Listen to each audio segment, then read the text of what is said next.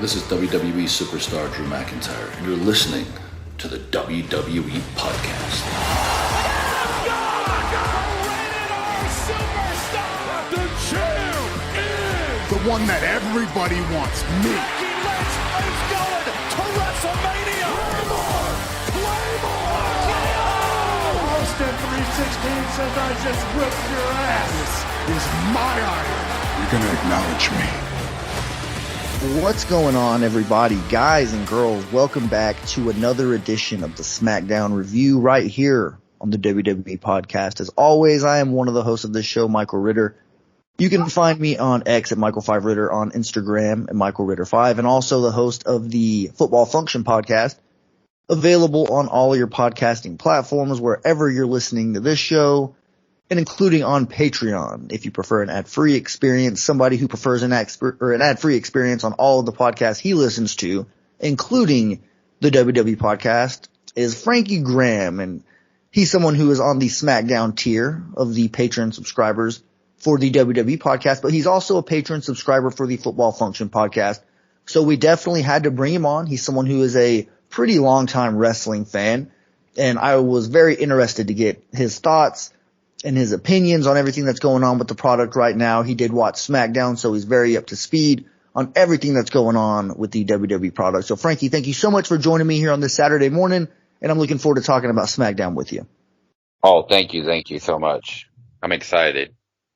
Yeah, this was a pretty eventful episode of SmackDown. Anytime you get The Rock, anytime you get Roman Reigns, I mean, whenever they're not there, people definitely like to point it out, and they like to, no pun intended, acknowledge the fact that they're not making an appearance whenever they should. It's in the, the nitty gritty. We're here in crunch time, getting towards WrestleMania season. So you would expect that your WrestleMania main event program would be just weekly TV programming. You'd just see them on your TV every single week. So the fact that we point it out whenever they're not there, I feel like it's only right that we point out whenever they are there. And they closed the show with, a well over 10-minute segment where, we got Roman Reigns, we got The Rock, the rest of the members of the Bloodline. We'll get to all that as we get through this episode of SmackDown.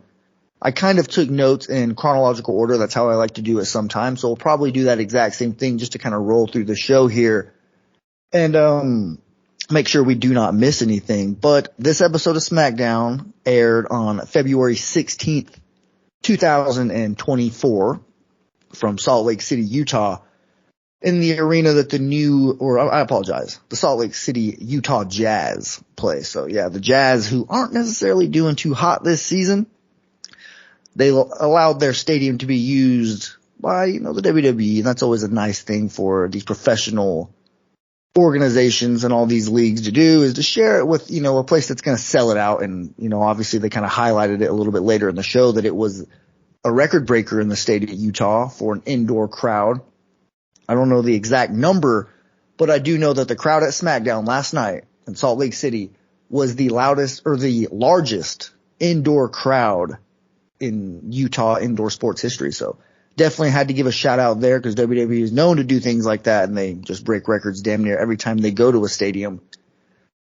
But this episode of SmackDown had a lot of Elimination Chamber qualifying matches. It had a lot of, storyline development, mainly the main event, which we will get to, but there was no video package to start the show, no progressive match flow to kind of, get us all up to speed on what happened the previous week. They kind of just, bam, rolled it out. And obviously we saw The Rock. He kind of pulled up, and we saw him arrive to the arena himself. But in terms of actual juicy segments that happened on SmackDown, they started right out of the gate with a qualifying match for the Elimination Chamber. This one between Kevin Owens and Dom.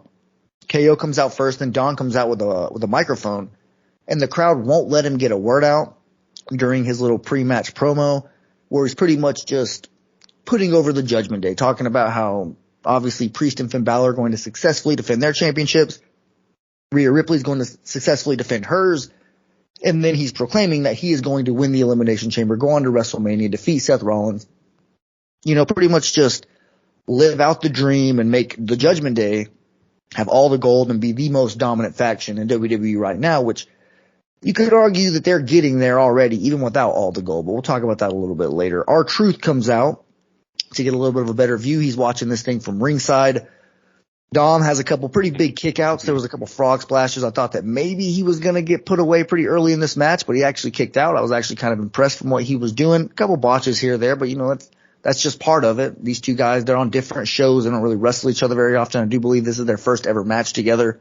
So you're not going to see just chemistry oozing out of the ring, but Dom tries to tell R-Truth to get him a chair. He pretty much says, hey, if you want to be part of Judgment Day, go get me a chair right now, which R-Truth goes and gets a chair, but he doesn't hand it to Dom. He actually just sets it up, sits on it right outside the ring, and that distracts Dominic just enough to allow Kevin Owens to hit a super kick, followed by a stunner to pick up the win and earn his spot inside the Elimination Chamber in Australia. And then R-Truth celebrates with Kevin Owens after the match. Now, I've kind of went on record saying that this is some of R-Truth's best work, just in my personal opinion. So I want to get your opinion. What do you think about this whole R-Truth Judgment Day, this whole dynamic that we've been seeing here for the past month or so?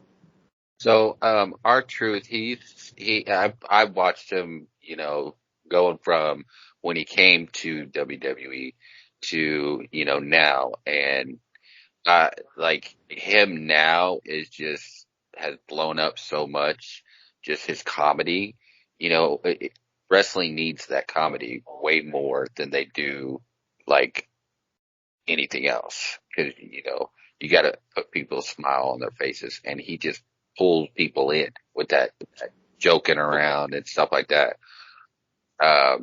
So him just messing with Judgment Day, it's throwing them off their game and making to where they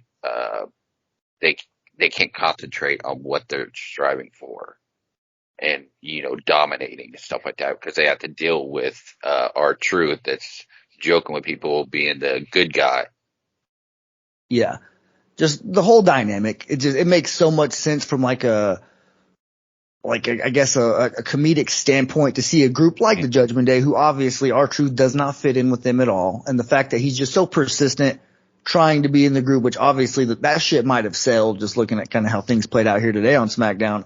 But I have been enjoying it, as well as, JD McDonough and obviously Dominic kind of coming into his own, separating himself from his father's shadow, I guess, and, just making a new chapter in his career alongside this group.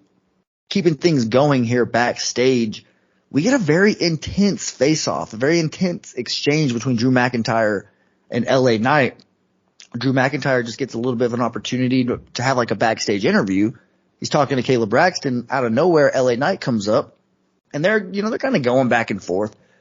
LA Knight is actually reminding him how, for 2 years, well, first off, Drew McIntyre's telling him hey, I see right through you, I'm looking at all the jokes that you tell, all this arrogance, all this confidence. I see it, I see right through you. It's really just a sign of insecurity, is, for lack of a better word, what he was trying to say. And pretty much just saying look, as quick as the fans got behind you, they'll get against you and they'll turn on you just as fast. And he referenced his own resume. He was pretty much saying they'll do it to you who hasn't won pretty much anything. Look at me. My resume's stacked and they still turned on me. LA Knight takes advantage right there, says, well, hold on, I'm going to stop you right there. I'm glad you brought up your resume, because you haven't done jack what since I've been up here, since I've got called up to the main roster here in WWE. So yeah, I understand why the fans have turned on you, because your time has come, your time has passed, and you're going to get passed up again whenever I eliminate you from the Elimination Chamber. Just a nice little exchange here, but you could just tell the, animosity that was going on between these two guys. They don't really interact a whole lot. They're on different shows. So the fact that they're going to have a match next week because of this. It stemmed from this little interaction. But LA Knight pulls out that shirt, the Drew McIntyre shirt that has a picture of CM Punk's WrestleMania main event tombstone. He says there's room for one more name there. Great stuff from LA Knight. Did you catch this segment? Am I kind of overreacting to it, or do you think that this is something that could set up something between these two guys? Maybe even, it's hard to see this match going if none of them have gold going all the way to WrestleMania. But, even if it ends at Elimination Chamber, the fact that they're giving us something to be invested in. Just LA Knight, Drew McIntyre, two guys who obviously the fans both love. So, I don't know. Am I overreacting to this, or was this, an A1 segment here backstage? I thought it was an A1 segment, A1. And I think what they're planning, like they're giving us little teases and stuff like that, because that's how Tripp does. He throws little like pieces of cheese out to the mice for them to, you know what I mean? Yeah. So, like, I think what they're doing is setting something up for after WrestleMania. Because I feel like Drew is gonna beat Seth. And then after that, LA Knight is gonna have a match with Drew for the title and beat him. Okay, that makes sense. Let's see here. Continuing on, we get Tyler Bate. He suggests that he and Pete Dunne, they need a new name. They need to get a new name for their tag team. And Dominic Mysterio, who's walking up, he kind of chimes in a little bit and says that those two guys can't be any two members of the Judgment Day. And they kind of poke fun at him, saying, well, how about this? Next week it's you and R-Truth versus us, where they obviously, or Dominic says, R-Truth isn't in the Judgment Day. Come on, you guys should know that by now. So we're clearly going to see more of Judgment Day versus Pete Dunne and Tyler Bate. I can't remember, because obviously I just watched SmackDown not that long ago, what their group name was. It was like the new something, the Charge. I don't know exactly. So don't come at me, listeners. Obviously, it's very, very fresh. We're going to find out what these guys are called very, very soon.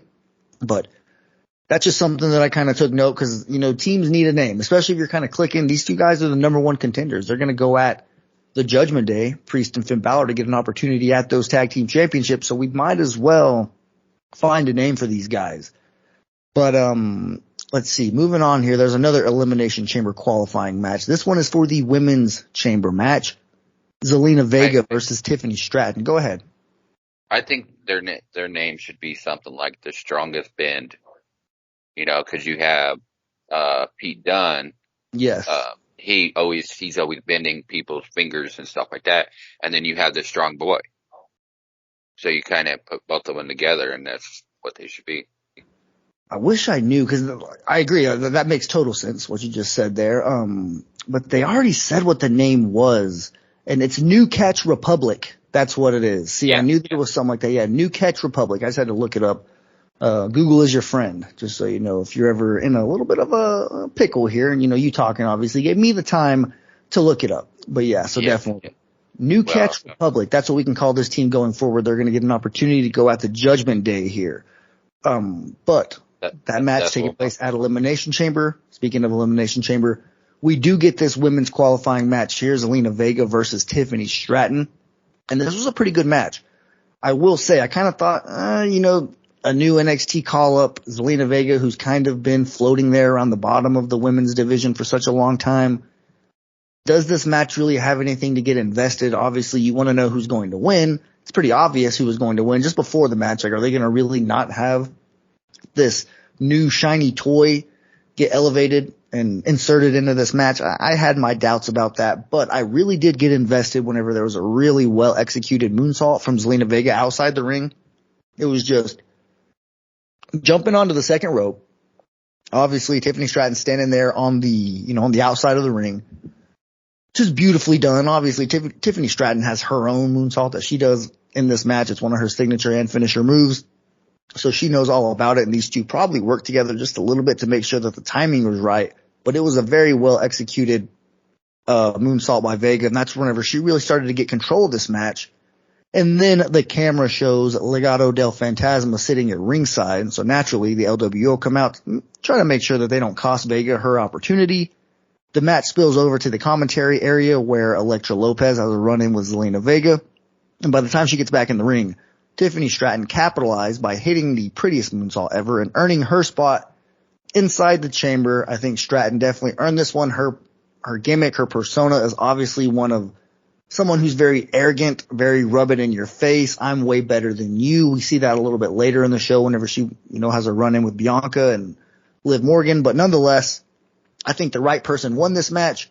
The match over-delivered from what I expected. Obviously, I expected Stratton to get the win, but I do believe that Zelina Vega did have a nice performance in this match. And obviously, we got some more development when you look at Legado del Fantasma, LWO. These two factions just on a collision course here.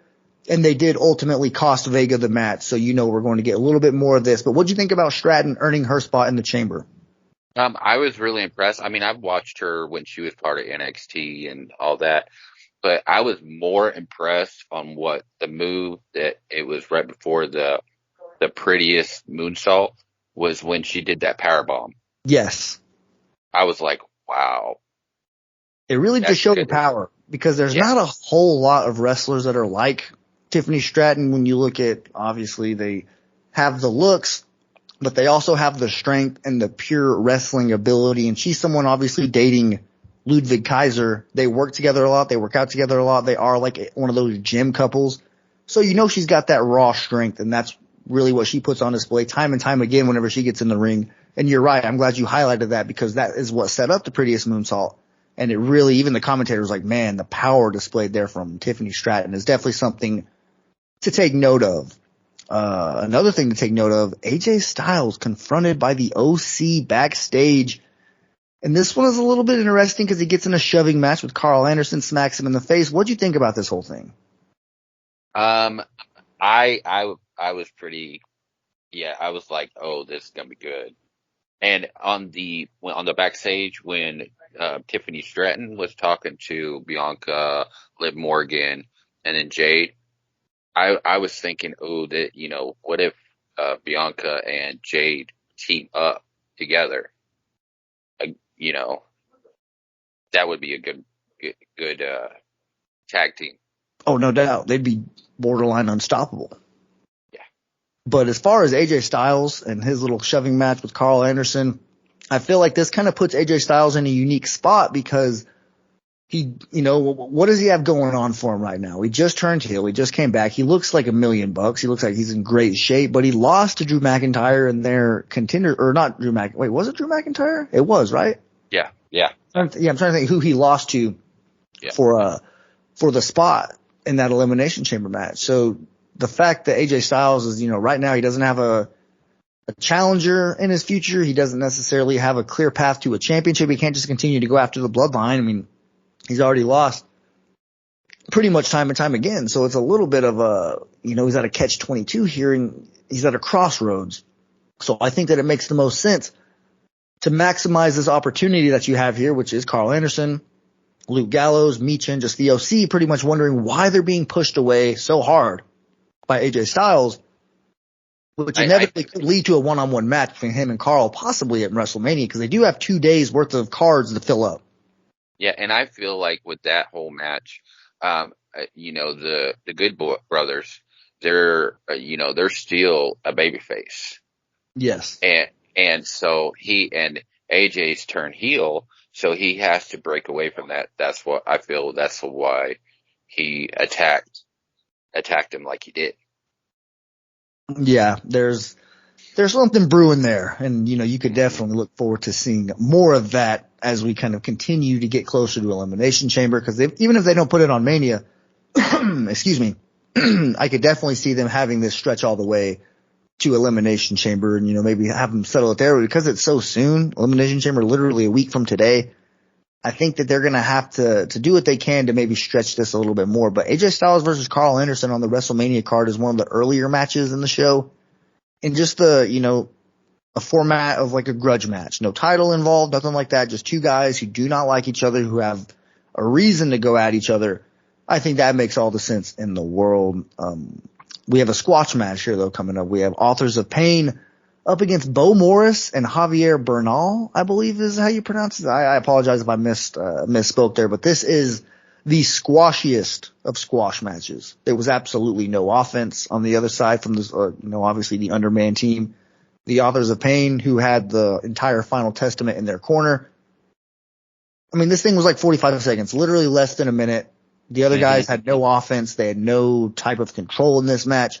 Your typical squash, but it made Authors of Pain look very, very strong. And I will say, I wrote down here in my notes, the potential that this group has, they could be in store for a really big 2024. Just when you look at the boxes that they check, I talk about it all the time. Tag team, top guy, eye candy, and just that veteran coach that is Paul Ellering. So the fact that, the Final Testament has all the pieces on paper, look like such a good group, it's almost like a layup for them. Like they should, without a doubt, go on a nice run here. It's all about Triple H and, the creative team putting them in the right spot. But from the outside looking in, like just the aesthetic part, even if you're like an AEW fan and you didn't watch WWE, just seeing that faction on TV, you're like, it turned some heads for sure. Yeah, with AOP, I saw them when they first came a few years ago, and they were dominant, and then they just up and left, and I always wondered where they went, and then they came back, and they're stronger now than they were, and like this match, they took out the one guy, and then they took out the other, and they wouldn't they put both of them in the ring, just demolished both of them, or less. Yeah, it was an absolute squash match. But continuing on here in the SmackDown review, we have Logan Paul, who he has a match, but before his match, he pitches that there's a chance that he's going to be WWE's double champ because he wants to earn his spot. He's the current U.S. champ. He's already got one of the belts. But he's in the running to earn a spot in the Elimination Chamber to possibly be in that match, win it, and then go on and beat Seth Rollins at WrestleMania? Now that would be a very unique situation. My question, now don't get me wrong, but he said that he's going to be the very first double champion? I don't think he said first. I just think he said that he would be WWE's double champ, just meaning like, cause obviously it happens in the UFC and it happens in boxing. So that's probably what he's referencing. But I was listening closely because you gotta be careful because obviously he's definitely not the first double champ. There's been so many others before him. Seth Rollins, one that, just comes to mind immediately, even before they were unified. Roman Reigns had the WWE championship and the Universal just whenever he first beat Brock Lesnar at WrestleMania 38. So and then you have Becky Lynch. Yeah, Becky Lynch, exactly. Yep. So it's happened multiple times. So he would just be simply misspeaking if he actually did say that. But speaking of WrestleMania 38, Logan Paul and The Miz were teammates going up against the Mysterios for WrestleMania 38. The Miz obviously turned on Logan Paul after that match, but nonetheless, they're going one-on-one here for a Elimination Chamber qualifying match. And Logan Paul pretty much he does everything he can to cheat. He's the absolute heel in this situation. He scrapes the eyes of the Miz whenever the ref was looking away, and then he hits the Miz with a skull crushing finale. But the Miz kicked out, puts Logan in the figure 4 leg lock. Obviously he breaks out, eventually gets a rope break. And then Logan leaves the ring. He gets an assist in the form of brass knuckles by a friend of his sitting ringside. And then he steals the win along with a spot in the Elimination Chamber match. Not a fan of Logan Paul having to do these heel tactics, but it is what it is. He's someone that's absolutely talented enough to get the win on his own. So the fact that he's constantly looking for an upper hand here, not a great look for the guy. But hey, it is what it is. It's pro wrestling. He is a heel, so you gotta do what you gotta do. But as someone who, I guess, takes what Logan Paul says somewhat serious, because he is someone that, as much of a professional wrestler as he is, he does blur that line from time to time where you're wondering, like, is this scripted what this guy's saying, or is it a little bit real? We don't really know. He definitely kind of pulls from the hip more than maybe your average wrestler. But yeah, nonetheless, you gotta just accept it. It's who he is at this point. As long as he's a heel, he's going to use those heel tactics. And he's going to be using brass knuckles and pretty much just using every type of advantage that he possibly can. I mean, I saw The Undertaker do this whenever he was the heel version of American Badass. Go look at how many matches The Undertaker had to cheat to win, and you'll be like, it's just part of the business. But yeah, Logan Paul earns his spot in the Elimination Chamber. What'd you think about that? I thought that was I thought it was really good. There were some parts where I was skeptical on, but overall, I think the right person won because, you got to have a heel during this Elimination Chamber. Yes. Yeah, no doubt. And you're right. The right person absolutely won. If you just put Logan Paul on the card and you just look at the Elimination Chamber graphic with all 6 participants, it looks better with Logan Paul than it does with The Miz. And that's just fact. I really think that, obviously people can disagree with that, but Logan Paul's got more to offer without a doubt, but And also, if you put the Miz on there, you won't get as much outside WWE people coming to see it. Now, if you put Logan on there, you look at what he's done on YouTube. yeah, He's an icon on the YouTube skit. So putting him there, there's going to be so much more people coming to the show or watching the show to see it. exactly. Yeah, Logan Paul brings in outside eyeballs, people who don't typically watch the product, and now he has his own fan base. So there's WWE fans who probably like Logan Paul and they just want to see him on the card. But something you mentioned a little bit earlier was Tiffany Stratton barging into Nick Alta's office. And, it was very arrogant. She was talking smack to Liv Morgan, Bianca Belair, while Nick Aldis was negotiating with Braun Breaker and Jade Cargill. And you see Jade, she kind of says, hold up, this is not going on right now during my big moment. Like, you guys aren't about to take this over and have a little bit of a petty fight. And clearly, it kind of simmers down there. And that's whenever Nick Aldis leaves, he takes them, both of them with him. But that's whenever you kind of got the idea Jade and Bianca look like they could be a damn good dominant, 2-woman power trip. Just them two up against everybody. Good luck stopping them. But I think that even in this segment, it really showed more so who Tiffany Stratton is and who we can expect to see her going forward. And, she's just, that bratty heel has a little bit of Alexa Bliss whenever, like 2016, 2017 Alexa Bliss in her game, whenever you look at just that spoiled brat type of persona, while still just being an absolute powerhouse, as we saw inside the ring. Like I said, checks all the boxes. She's going to have a bright future here in the WWE. Or even,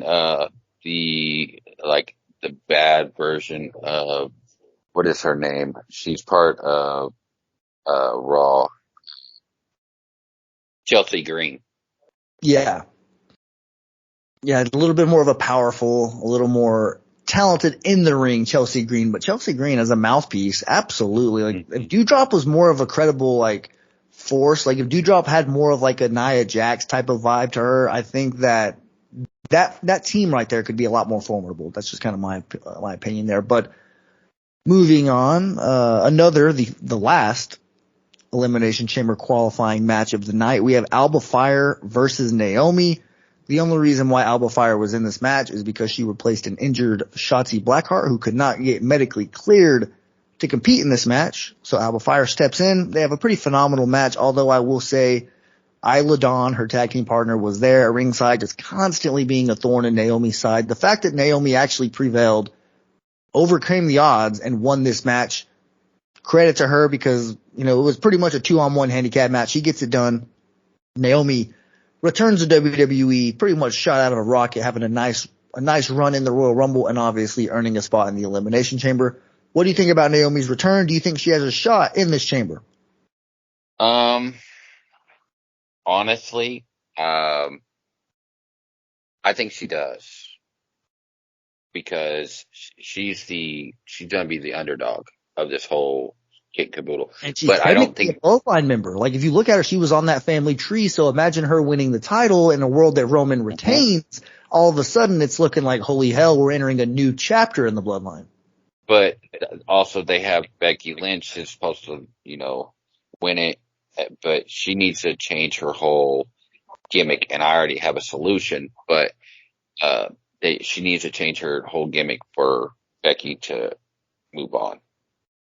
Yes. Does that make sense? Oh yeah, 100%.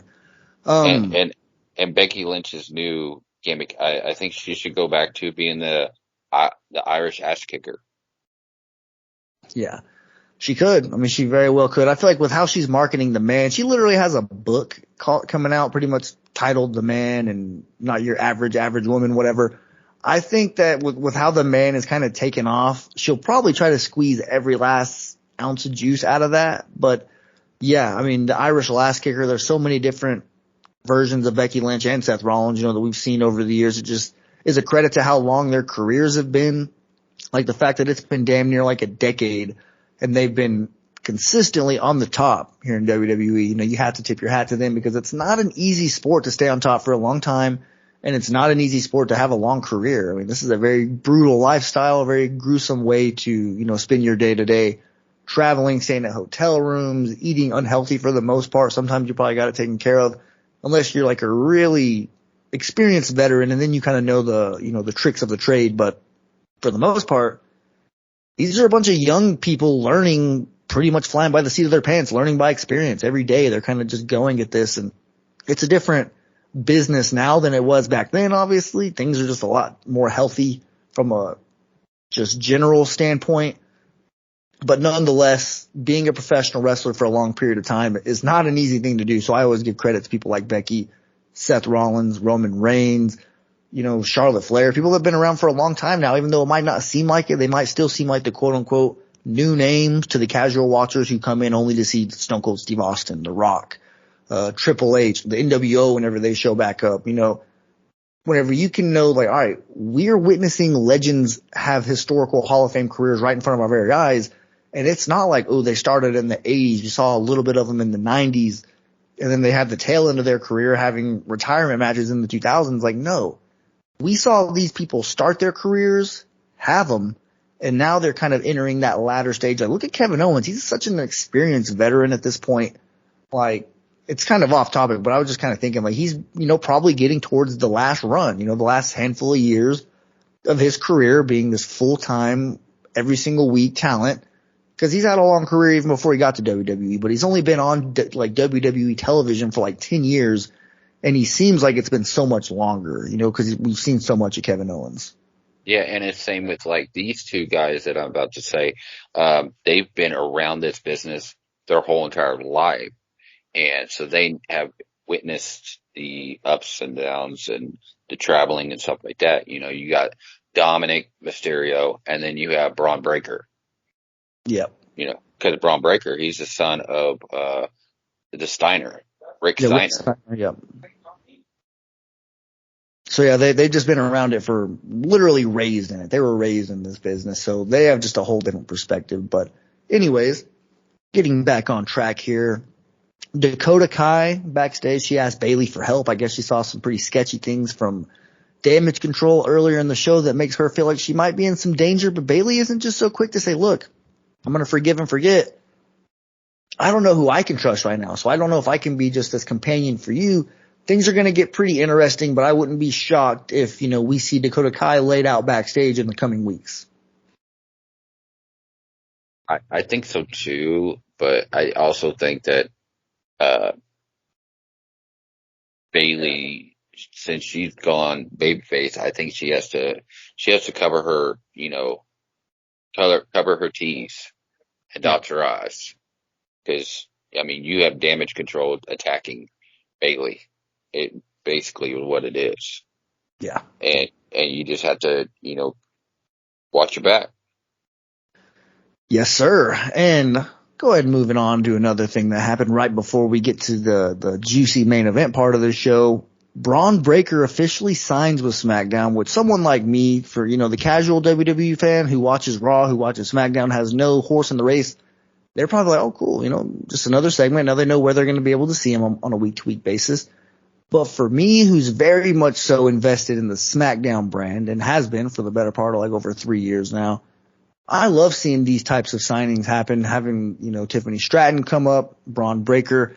If we can make Jade Cargill official, which I'm pretty sure it already is, like we already have Jade on the roster, that would be nice. And in a world where the brand split is actually enforced and they're, following their own rules and there's actually a structure to the way that WWE is formatted, then I believe that, SmackDown has a pretty good roster, and I'm actually really, really fond of the shape that it's in, just, from top to bottom. But, now we could talk about the juicy stuff. We could talk about Roman Reigns, The Rock coming out. I didn't really know what to expect, but Roman Reigns makes it very clear, like, this is going to be The Rock's first night, pretty much first night being introduced as a member of the Bloodline.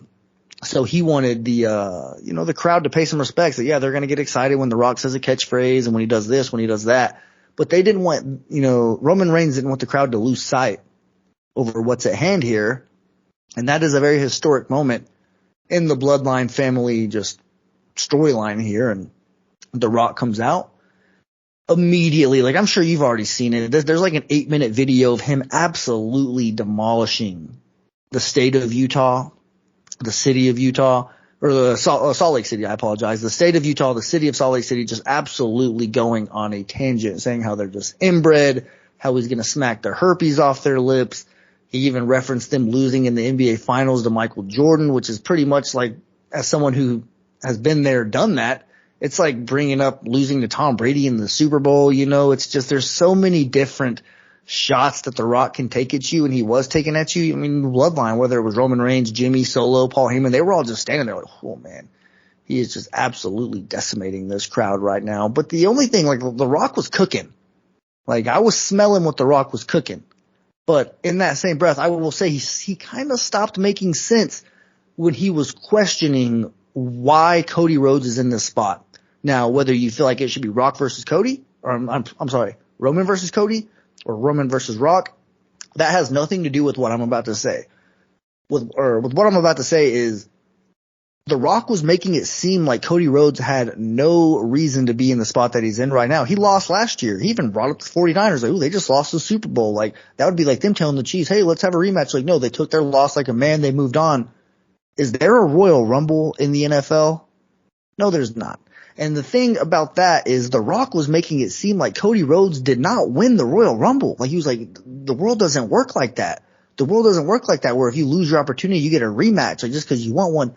He's not getting a rematch because he wants one. He's getting a rematch because he won the Royal Rumble. And if you're upset with the fact that he won the Royal Rumble, you got to take it up with Triple H, whoever made that decision, because I pitched long before the Rumble happened that The Rock should absolutely win it, because that's a way for him to rightfully, logically, and legally skip over Cody Rhodes, because he won the Rumble. He could choose who he wanted to go up against. But I will say I like what they're doing with it right now. The storyline is in a place where nobody really knows what to expect. Nobody knows what's coming. Everybody is kind of pointing out how The Rock and the way the camera angles were worked at the end of SmackDown when he said, I'm going to make sure you lose. It looked like he was pointing at Roman Reigns. And then when he was holding up the one for the Bloodline, he was like holding up an L. I think that might be grasping for straws a little bit. Just like if you're absolutely like putting stock in that, you know, if you're saying, oh, The Rock was pointing at Roman Reigns, I think that they would have made it a little bit more obvious if that was some like a direction they were absolutely going. They could play on that a little bit later if they changed their mind and audible. But I just think that as great as The Rock's promo was, it got really kind of off the rails whenever he was making it seem like Cody didn't have a logical reason to be in this spot. And my only thought process was, somebody needs to tell The Rock that Cody Rhodes won the Royal Rumble, because apparently he doesn't know if he thinks that there's no reason. But what did you think about this whole segment? I liked majority all of it. There was some parts of it that, you know, I was skeptical on, but overall, I understand what The Rock is trying to do. Like, for one, when he was down dismantling the Salt Lake City, Utah, but yet on X, Twitter, whatever you want to call it, he the next day he said, "Oh, thank you, Salt Lake, for having a sold out arena." Like, you're dissing them, but you're thanking them. Yeah, I don't understand what you're pulling off. So, but overall, I understand what The Rock's trying to do. yeah, You know, just throwing us a little bone every once in a while, kind of deal. yeah. See, I get it. Like, just that, I feel like the reason why he brought up the attendance record and all that stuff first is to make the crowd think that he was like, they were about to get their moment. Like, oh, he's about to say, finally, The Rock has come back and it's going to be a great moment. I've been looking forward to this all week since I bought these tickets, only for him to, you know, pull the rug out and really make it more of an anti-Utah type of segment, which is what he does. And I appreciate that. Like, a lot of people think it's such a low-hanging fruit, just insult the local team, sports teams. But if you can do it in a creative way, like The Rock has done for decades at this point, Like if you can actually like take the shots at the city and make them creative, like the way that he did, actually referencing a real event that happened when, the Chicago Bulls beat the Utah Jazz in the NBA Finals. So there's multiple ways that you can do that. And I'm a sports guy. I always appreciate whenever that type of thing happens, but I definitely appreciated this SmackDown. I feel like it was a good one. There's going to be more juicy episodes of SmackDown coming as we get closer to Elimination Chamber and WrestleMania. But before I let you go, Frankie, you mentioned something about a dream match question. So I'm going to give the floor to you and let you elaborate on that. Okay, so I was thinking this the other day, like for the main event at WrestleMania 40, having a dream match. So I was thinking this, they would have Roman versus Cody, and then the Bloodline come out. All the Bloodline comes out. Then Cody has AJ Styles comes out to attack Solo, and then The Rock comes out and attacks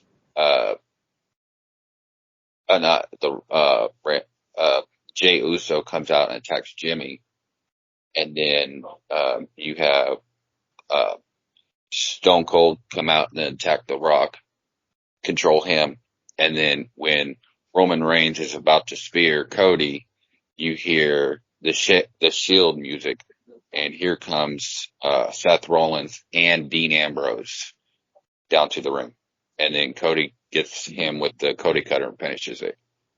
I think that would be epic. That would be like storybook right there. Like that would be very like, you're bringing in so many different like parts of history. Obviously you mentioned, Jimmy and Jay. That's a branch. Like this is a tree of like this whole fantasy booking you just did, because that is like, you just look at the WrestleMania main event as the tree, and then you have all these branches, right? The Jimmy versus Jay aspect, the Roman Reigns and Cody Rhodes, having their history, and obviously the Shield being just such a big part of Roman Reigns' past, and then The Rock and Stone Cold Steve Austin, who have main evented like 3 WrestleManias. Yeah, I feel like there would be a huge demographic that just would lose their mind as all the music kept hitting, as the people were coming out, and as the odds kept, evening out. People would be losing their what, but that just makes me think like, man, in the moment, whenever Roman Reigns is actually on the cusp of losing that championship, it's going to be very historic, and I'm not really sure when. I'm not really sure to who, and that's, a credit to WWE for keeping us going this long and still wondering when and who and, how was this going to happen. But either way, I'm excited because, we're going to be in store. Just to kind of piggyback on that, my dream main event for WrestleMania 40, just to kind of let you know, it would have been for The Rock to win the Royal Rumble, for him to come out at number 30 and just stay babyface. We didn't need to see this heel Rock. Now, obviously, I'm glad that we're getting it. It's just a completely different perspective and a point of view on this that, I didn't anticipate. But a babyface Rock coming back to, avenge Jey Uso and everyone else that's kind of fallen to Roman Reigns, and just be that final boss that Roman has to meet at WrestleMania 40 for the belt.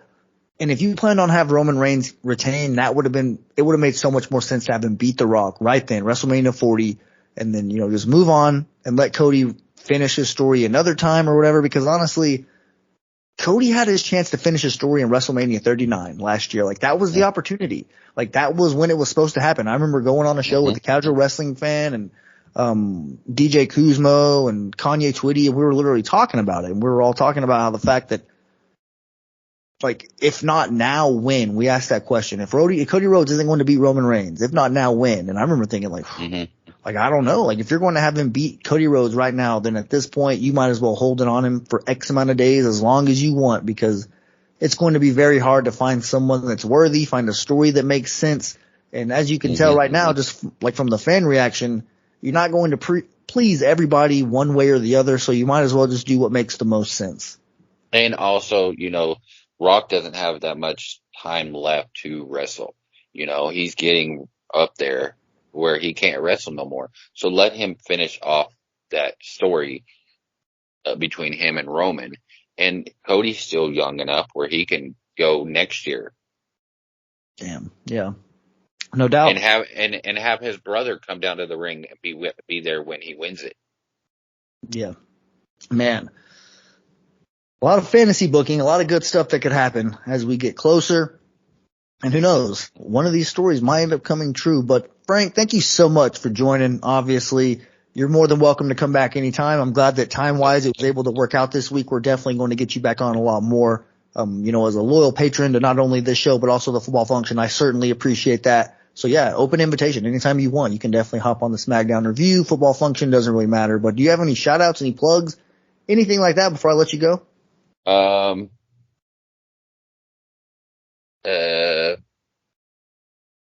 Not really. I mean, you can find me on TikTok, Frankly Wilder, on TikTok. I'm always on there.